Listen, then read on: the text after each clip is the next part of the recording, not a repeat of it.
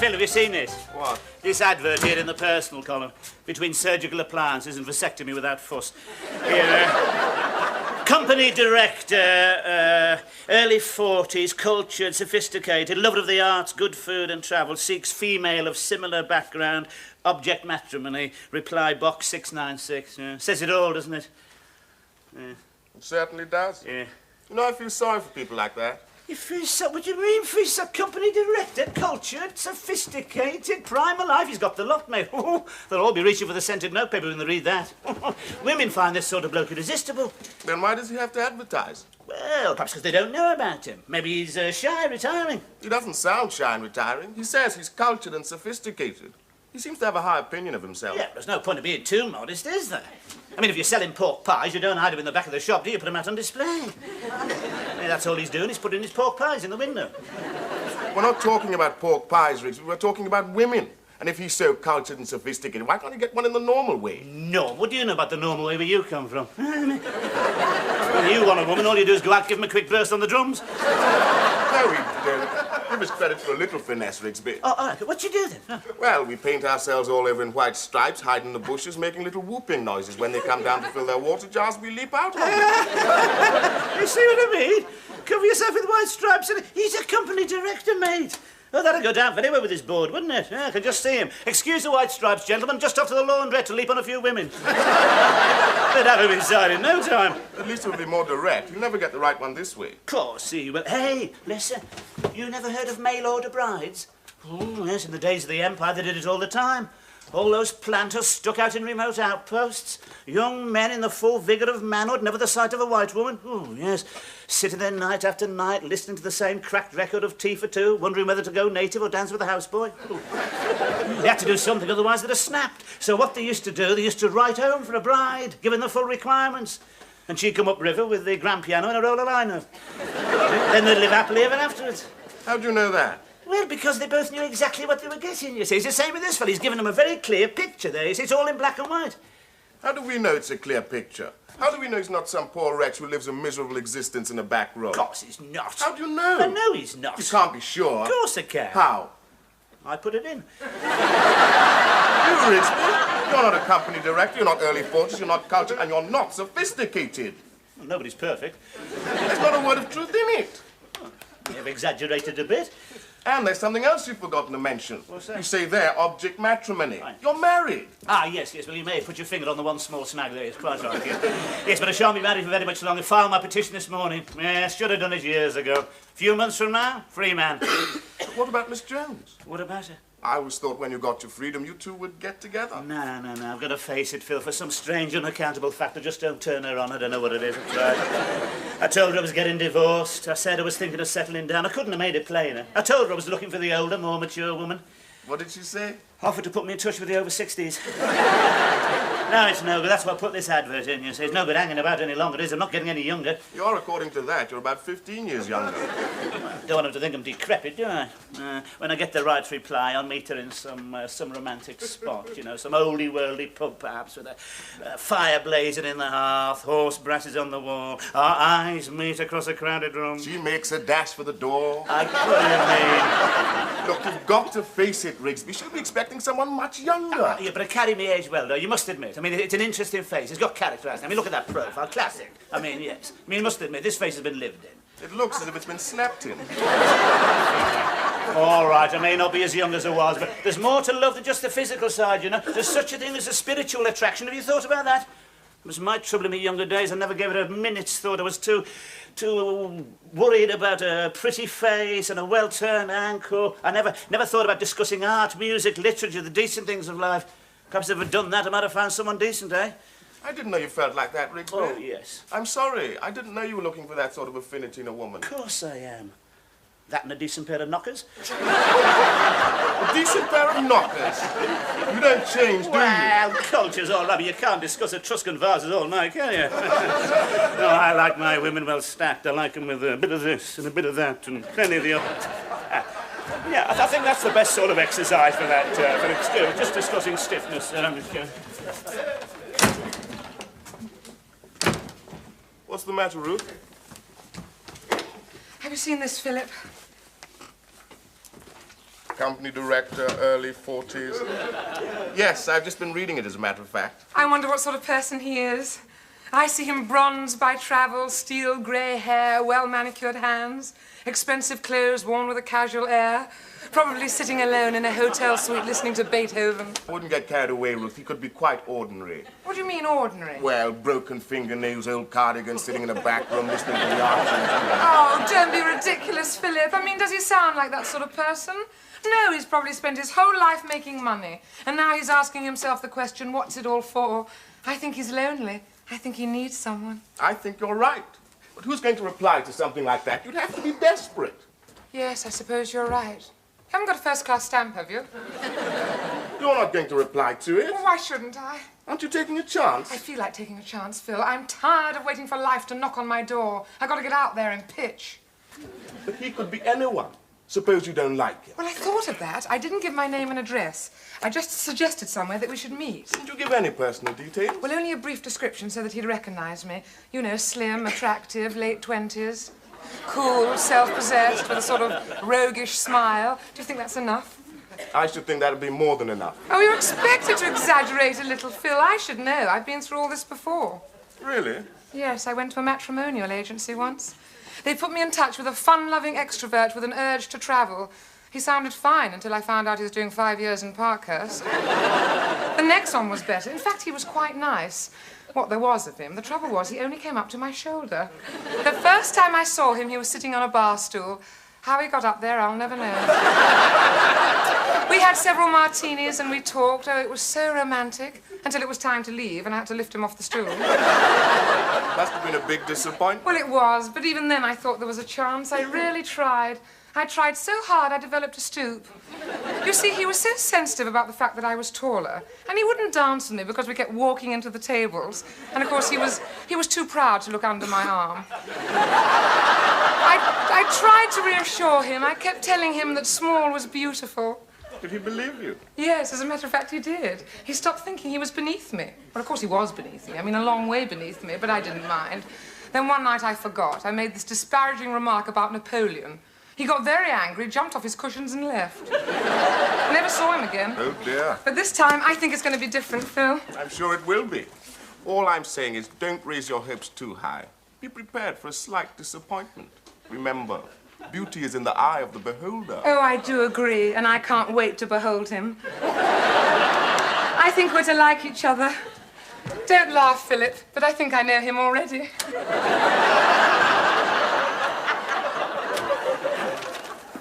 Oh, Phil. Well, how many replies did you get? Oh, you'd be surprised. How many? One. I thought you were expecting a sackful. Well, I told him not to put it down among the surgical appliances, didn't I? I mean, you're not looking for a future husband among the body belts, trusses and hair transplants, are you? They're looking for a replacement, not spare parts. But, hey, what a reply this is. Oh, I smell that expensive perfume. Oh, make your shirt roll up your back, doesn't it? Hey, look at that stylish hand, eh? Look at that. She didn't leave school at 14, look. No, I before E every time. And look at that, writing without lines. You can tell she's got breeding. I see it isn't signed. No, of course, you don't expect a woman of quality to identify herself to a box number. Of course it's not signed.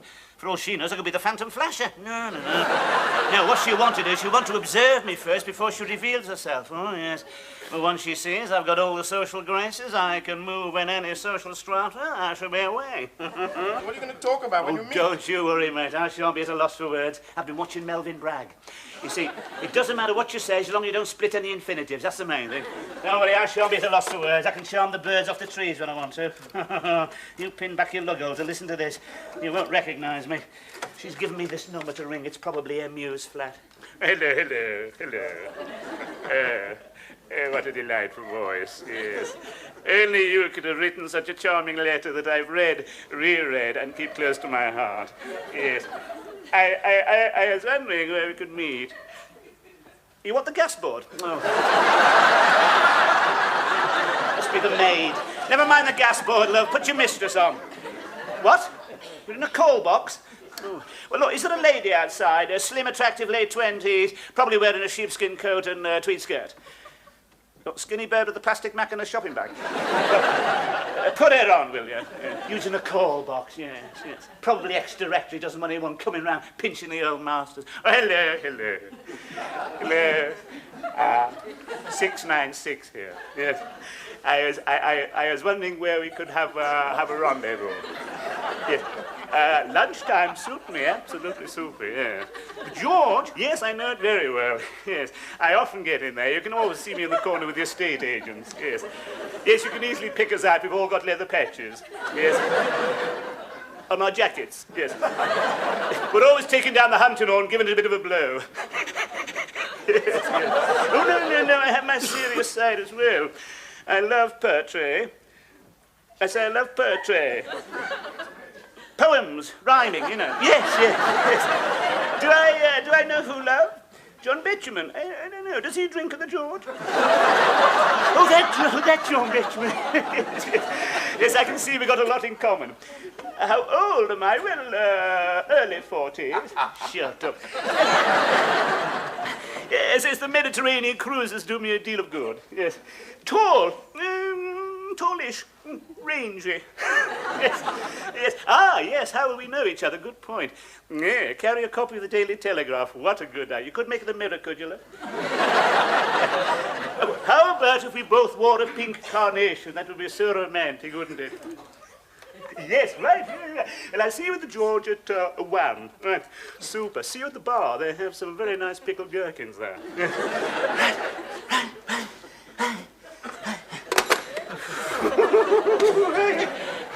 Are you going to talk like that all the time? Yes, why not? You'll give yourself a hernia. You worry about that, mate. Right, I better nip out and get me pink carnation. Oh, I've got to get ready. Oh, right, I think this calls for total immersion. Yes, a long soak of the bath crystals. Oh, hey, what a voice. Refined, but underneath I bet she's a real raver. Yeah, real touch of the Lady Chatterley's there. Well, don't expect too much. You haven't seen what she's like. Oh, don't worry, mate. I shan't wear my carnations. We'll have had a good look at her. Yes, but I'm not worried with a voice like that. You're all going to get a bit of a shock around here, you'll see. Including Miss Jones.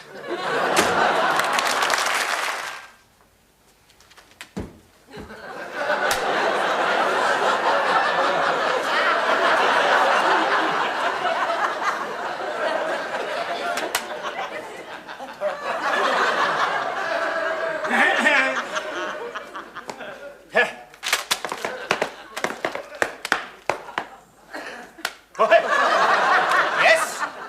Could I have a double portion of Mother's Ruin and a bottle of your very best Slimline?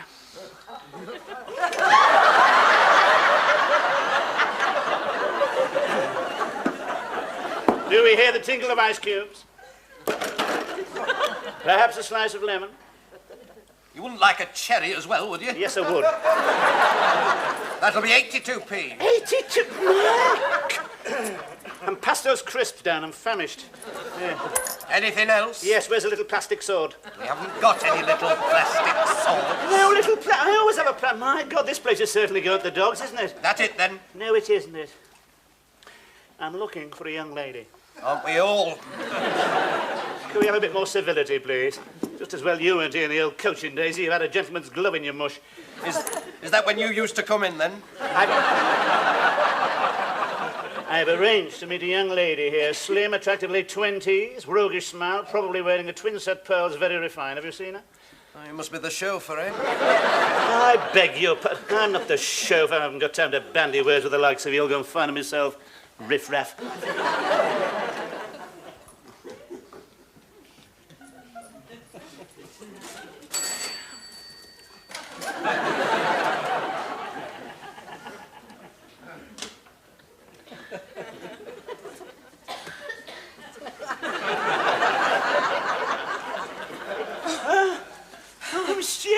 Hello, Mr. Rigsby. I didn't know you frequented this place. No, I don't. I'm just waiting for a friend. Yes, so am I, yes. See?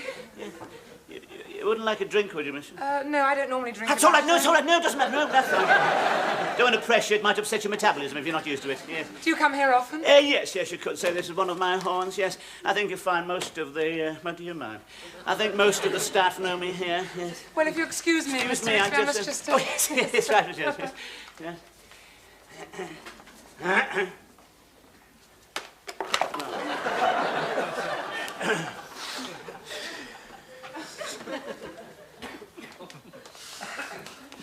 Well, darling, how does it feel to be Mrs. Smedley? Oh, absolutely wonderful, darling. I'm so happy. Two of the usual, please. Have we got time for a drink? Oh, I think so. They won't be here yet. You look after the drinks. I'll go and see if the room's ready for the reception. Darling. Darling.